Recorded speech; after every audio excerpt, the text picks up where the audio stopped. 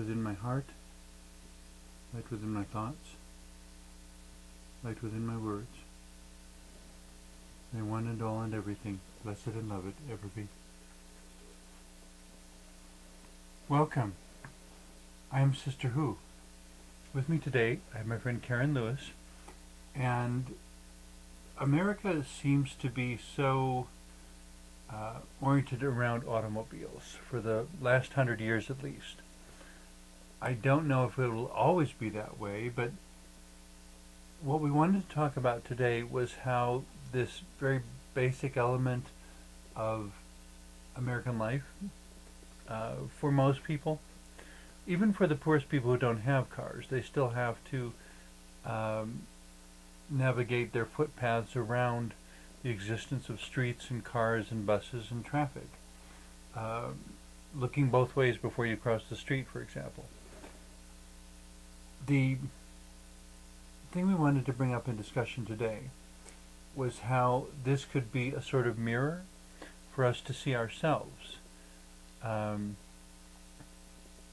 Is it, I mean, I've heard various people say at different times, he's a nice guy until he gets behind the wheel. Indeed. Does that mean that the nice guy part is not true, that it's a projection, an illusion, a performance, but not really who he is? One wonders, when one is interacting with people one-on-one in everyday life, one is identified and one has to be following certain social conventions and graces and so forth. On the other hand, when one is behind the wheel in the car, one's relatively anonymous. Okay. And so perhaps especially the real if you have person tinted comes windows. out, especially here where the sun is I so understand bright. some places tinted windows aren't allowed for security reasons, but where they are allowed, it becomes all the more, and even without tinted windows, if the sun is shining from behind you, it'll reflect off the window of the other car and you won't be able to see the person. Yeah, so I suspect that with people in their cars, they're more able to express be themselves than they are in a social situation, perhaps. It's kind of interesting watching as people drive down the road how they interact, how they signal their intentions by moving the wheel often before they turn on a signal or a blinker.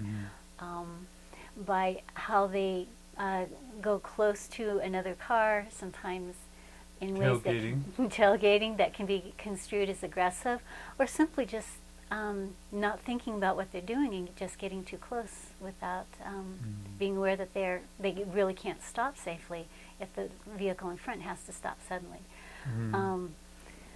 So to some extent it's also a measure of their faith, or their, not faith, but what they believe the future will hold. If they believe the future will not hold, any of these, a sudden stop, for instance. They may in fact be doing things that enable those things to happen because they're not being as careful. Oh, that'll never happen. Well. Playing with matches, insisting, someone says you might burn your house down. Oh, that'll never happen. And so they're playing with matches, leaving them out, lighting candles, all sorts of things that are really high-risk behaviors. Yes, and suddenly sometime one goes around a bend and there's an animal, a large animal walking across the road. And if one isn't... If you hit a deer or an elk or something. For instance, it can... at the time we thought it was funny because of the way it sounded. When I was in college, and this young woman from the Middle East said she had just gotten a letter from her parents, and because gasoline is expensive and they have to live very modestly, they had a very small fuel efficient car. Well, they had parked their car somewhere and gone to the store, and basically she said something happened where a camel fell on the car. And okay, it sounds a little amusing to say a camel fell on my car. In this case, because it was a small economy car, and a camel is actually a very, very large animal. And so basically this camel fell on the car and crushed it flat. And she said, no, this is really serious. And of course we're all laughing because we're picturing a Saturday morning cartoon of some big animal falling on a car and squashing it, like on the old cartoon, the Roadrunner and Wile E. Coyote. Squash it flat as a pancake. Yeah. But if anybody had been in that car, they might have been killed or sent to the hospital. So, it was serious, but somehow the description sounded funny. But applying all this to our driving habits, to what extent are we more able to see ourselves and see each other by doing that? And coming back to this, he's nice until he gets behind the wheel. Maybe he's not as nice as you think. And I'm not trying to say so-and-so, that these are bad people. I'm saying they may have unresolved issues in their life. Anger, frustration, anxiety, fear. Well, and I guess my invitation to everyone when we consider that is to invite more consistency from each other. That when you're riding with someone who's driving that way, to say, are you upset? If you're not, please don't drive like it. Or if you are, let's talk about it. But don't tell me you're fine and then drive like you're not. When I was a teen, we often went across the country to do games or events, play music. And traveling in the car, since the rest of us were minors, there would be an adult or two. Generally speaking, there would only be one adult in each of the vehicles. And some of the adults were very conscientious. Once they became tired, they would pull to the side of the road. Okay. Others, however, would push their limits, and we would wake up repeatedly to the terrifying vision of near collision. Oh dear. Yeah, and fortunately, we actually never had one, but people, of course, do. So, there's a measure of self-awareness there, where one's boundaries are, and respecting one's realistically. limits, as you say. And the thing about driving a car, I think, also, is that it's a wonderful metaphor of how interdependent we are with our environments. And along that bridge, dependent upon our senses, we perceive different sorts of road conditions. We perceive with varying degrees of accuracy. When we can perceive with complete accuracy, we're much safer than when we have limited perception. Well, when one's focus is distracted, other places, other events, texting or being on the phone or with someone else, a passenger. But I guess where it gets all the more curious to me is when it almost becomes the definition of reality. Yes. Imagine the person who is driving along talking on a cell phone and gets where they're going and says, no, I had a very pleasant ride. Nothing happened. And then you go back along the route and find how many accidents happened because they went zooming by right in front of somebody and there was an accident right behind their car, but they had no idea because they weren't watching the rearview mirror. And they got further down and somebody got run off the road and is in the ditch now and no, didn't see the car because it went by so fast and I swerved to miss it and I missed it, but I wound up in the ditch. And whose reality is the true one? Well, they did get where they were going with a perfectly pleasant drive. That's true. They nevertheless are in relationship to all these other events and they don't even know it. The invitation, I think, for each of us is to consider ways in which we may unknowingly contribute to positive events happening.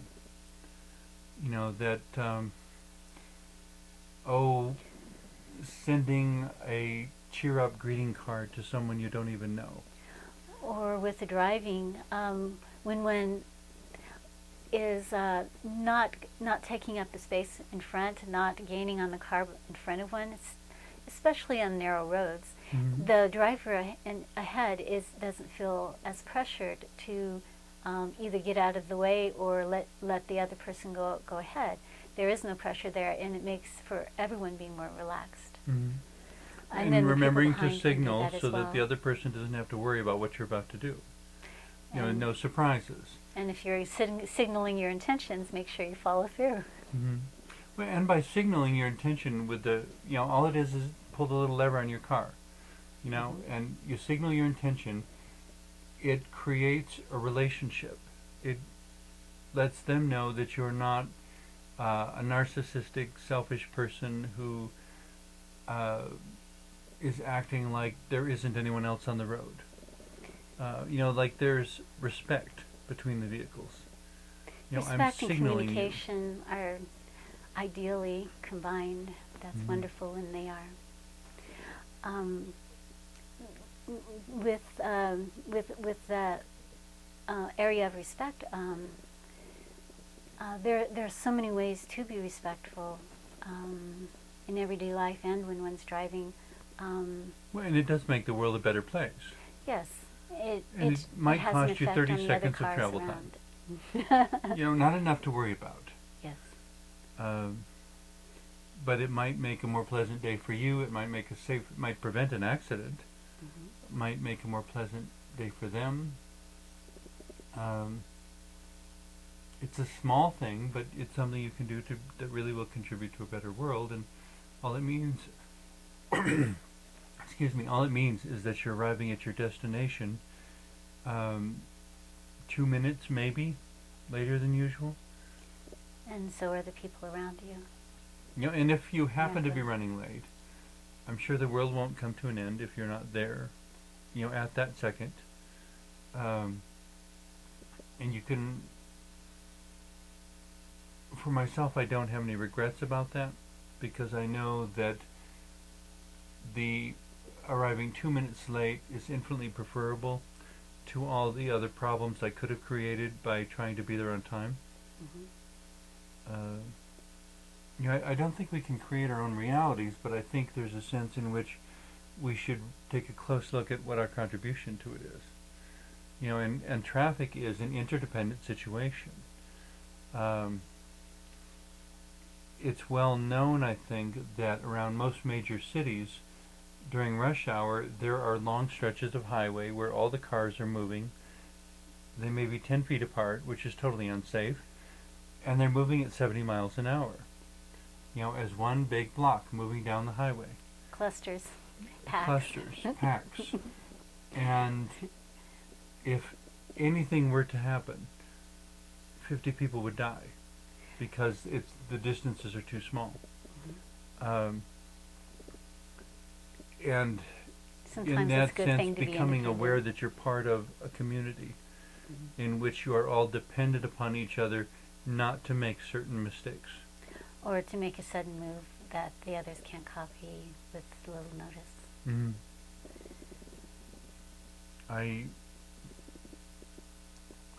I guess now, well, in my mind, this bridges me to, you know, recently having acquired and now I'm riding a motorcycle more often, and being so aware when I'm on my motorcycle how little the margin for error is. That I need to be attentive, I need to be alert and awake, and do my very best, because I'm on only 2 wheels, conditions are always changing. Contrary to popular belief, most roads are not flat. When I'm on 4 wheels, it doesn't matter so much, because I'm stable. When I'm on 2 wheels, a sudden pothole, a rut, road construction, all sorts of things. A little sand on the road even. Sand, a little bit of water, but over and above all that, in the middle of summer, you know, we get really extreme temperatures, over 100 degrees and so forth.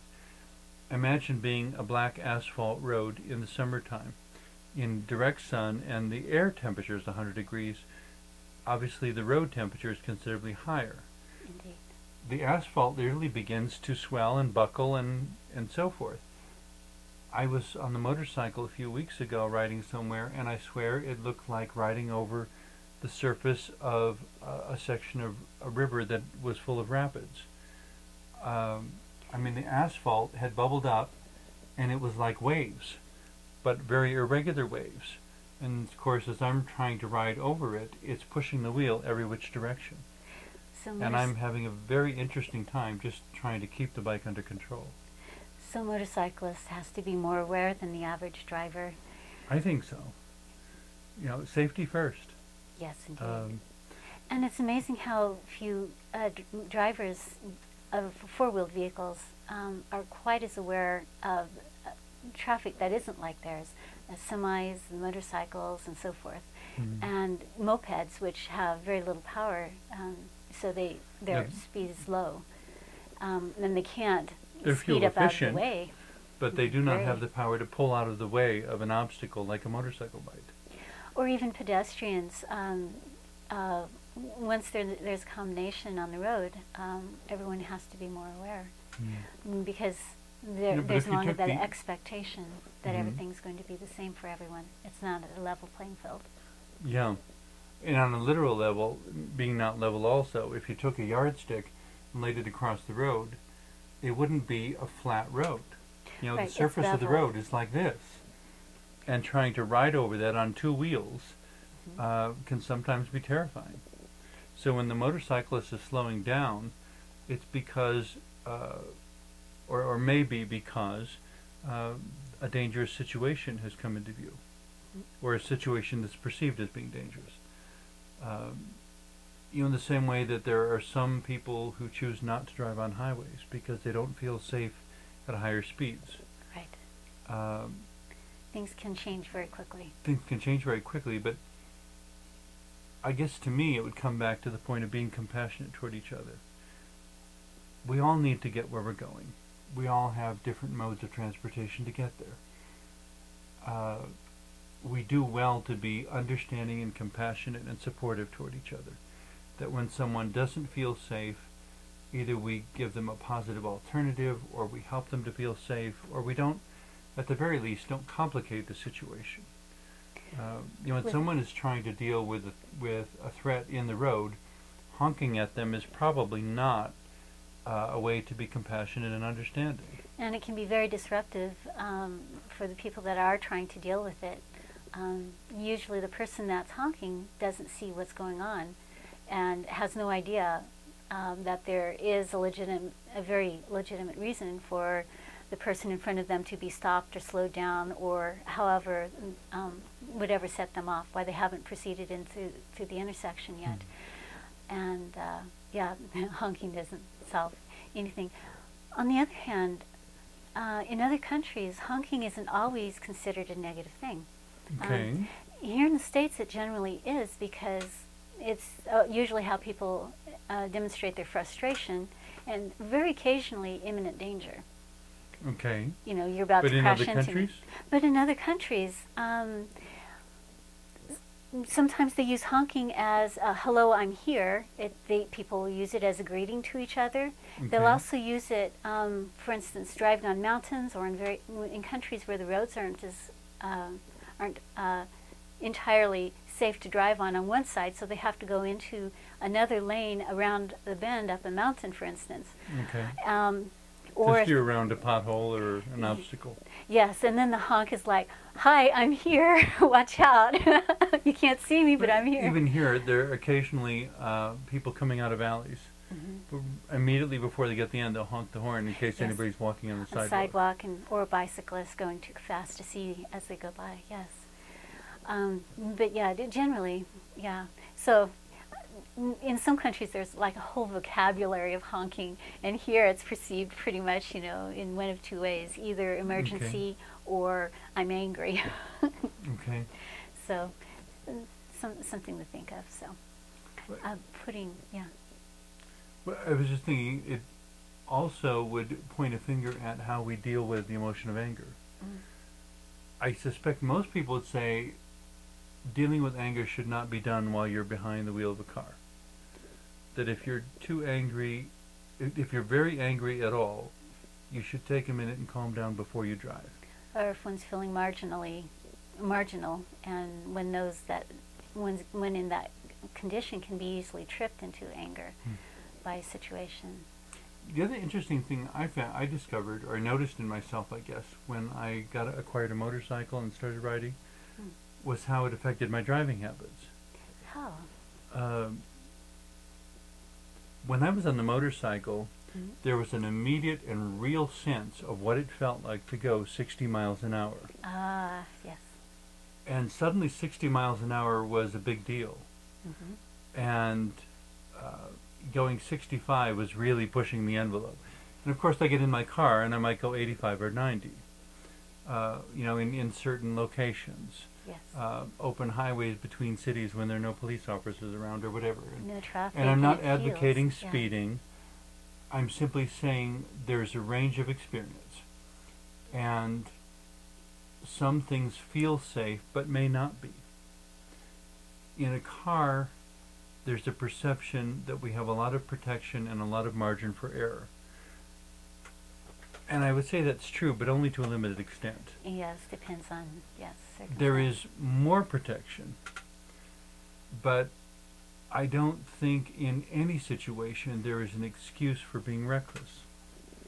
That it's specifically by being reckless, whether you're in a car or wherever you are, that undesirable outcomes become probable. Indeed. So I found that when I experienced what it was like to move 60 miles an hour with no protection, it gave me a lot more respect for going 60 miles an hour when I was in my car. Road rash became a more imminent possibility. And as you mentioned, you know, it can be very precarious. Conditions can change momentarily. Even small things can make a big difference. And it kind of underscores the importance of choice. That according to weather forecasts and such, I mean, I watch the weather forecasts much more than I ever did before. And on one hand, I don't really like to rely on them because we jokingly keep saying Colorado is where the weather changes faster than the traffic lights. And the weather can change very fast here. But still, I need a weather forecast to give me some idea that in making my best guess about which vehicle to use today, there are days when I will leave the motorcycle parked because there's a prediction of rain. And I know you can ride a motorcycle in the rain, it's just not quite as safe, and if I'm able to make a choice about it, it makes sense to choose something a little safer. The point that brings home, I guess, on one hand, I don't consider myself a complete conservative. Always, safety first is the common rule, but what one might call reasonable risk. You know, anytime we get in a car and drive on a highway, we're embracing reasonable risk. Every time you leave your house, or even get out of bed in the morning, there's a certain reasonable risk about the sorts of things that can happen today. But ideally, we try to bring our skills and our awareness up to a level that keeps the risk at a tolerable level, rather than allowing it to cross over into actually being dangerous, or as they say, being an accident we're looking for a place to happen. So the risk is not only for oneself, but also for the others that would be around one. I mean, I don't mean to be obnoxious, but there are times when I see cars going down the highway, and I kind of shake my head and just say, geez, please don't kill anyone but yourself on your way home. You know, or to even say out loud to anyone who might be listening, there couldn't possibly be anything that important, you know, to justify that kind of driving behavior. I know that there's often sometimes people driving competitively. Probably not so much here, but in some other places where there isn't, where the laws are slightly different. Yeah, there's no prize. Well, but sometimes people will race their cars essentially out on the open road, and they'll be weaving in and out of traffic, and having been in a correction. car with someone like that, it's amazing how involved their emotions get and the Yeah. types of risks that they'll take Yeah. in order to get another car length ahead of the other car, diving between two close vehicles that are close to each other and so forth. I'm just not sure the reward of arriving somewhere 10 minutes early is worth the risk. Or displaying one's Or competitive nature. Yeah, I have to wonder if being competitive isn't a signpost to unresolved issues within that person. That it's as if they're trying to somehow be something or justify something that they really don't need to justify. You know, a person is, to me, a person is a person is a person, and every person has inherent value simply by being a person. Well, and then there's competitive too, where one is essentially trying to find out where one stands in skills or whatever in comparison to other people, and then the competitive we've been talking about, which is where one is trying to outdo the other at any cost. It seems to me when we get that competitive, the cost is simply too high. And I think that's something that absolutely needs to be kept in mind whenever we're dealing with road situations.